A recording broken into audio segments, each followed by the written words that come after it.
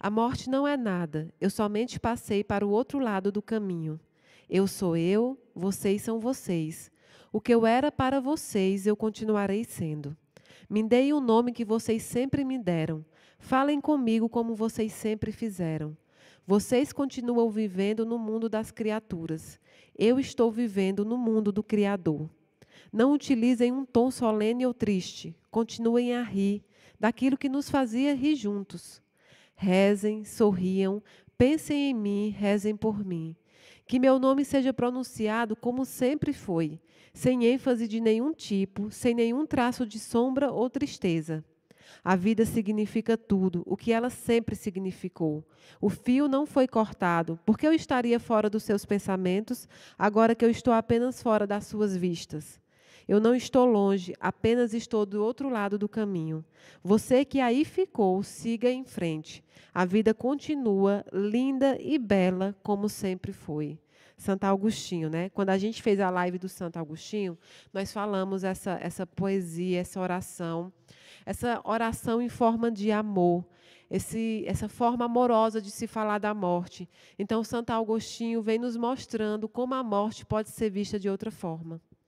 Aqui não digo para vocês que a morte não é dolorosa, que a morte não é duvidosa, que a morte não é uma prova terrestre por quais todos nós passamos e que temos que passar e que ela não deixa marcas, não deixa cicatrizes. Não é isso que eu estou dizendo.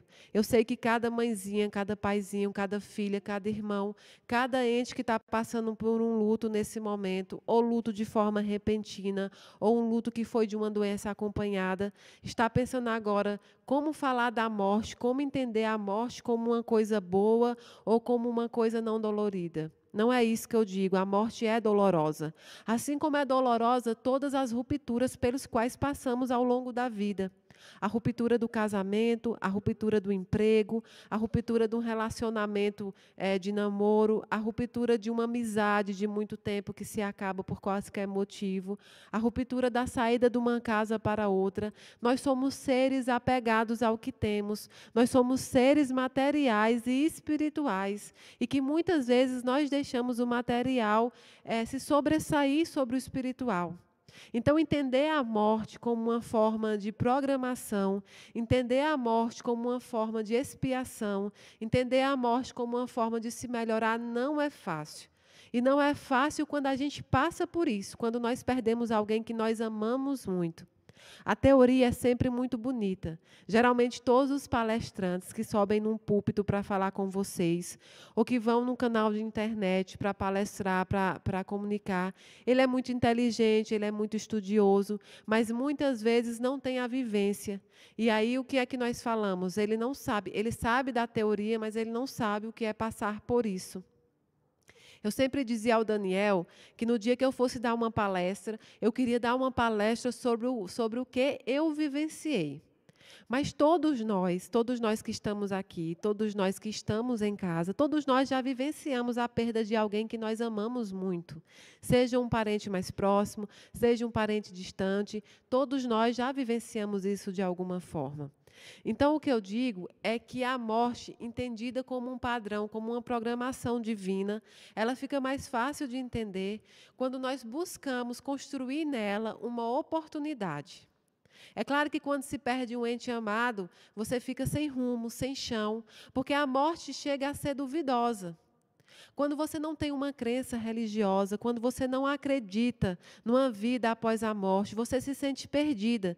E é naquela perdição que você está, é naquele momento de confusão que você se encontra triste, que você se encontra enlutado, que você percorre todos os caminhos do medo. A morte é sinônimo de medo para a nossa sociedade moderna. A morte é entendida como um tabu. A morte é entendida como algo surpreso. Por quê? Porque nós temos a mania de querer ditar as regras da vida. A maioria das pessoas que sofrem por depressão tem vários motivos, são motivos variados, mas muitas vezes é medo da morte. É medo da morte, da própria morte, é medo da morte de um ente querido, é medo daquela dúvida que se tem sobre o que acontece depois que o corpo físico morre. Porque nós sabemos que o corpo espiritual não morre nunca. Então, a gente diz que esse medo causa às pessoas uma depressão, uma tristeza, a incerteza, o inseguro. Mas eu fiquei pensando hoje, antes de dar essa palestra, antes de falar com você em casa, será que nós temos mais medo da morte? Ou nós usamos a morte como desculpa porque temos mais medo da vida? Porque se nós, de fato, tivéssemos mais medo da morte, nós procuraríamos ser pessoas melhores enquanto vivas. Nós não iríamos esperar a morte chegar para só então querer se transformar. O que nós temos é medo da vida.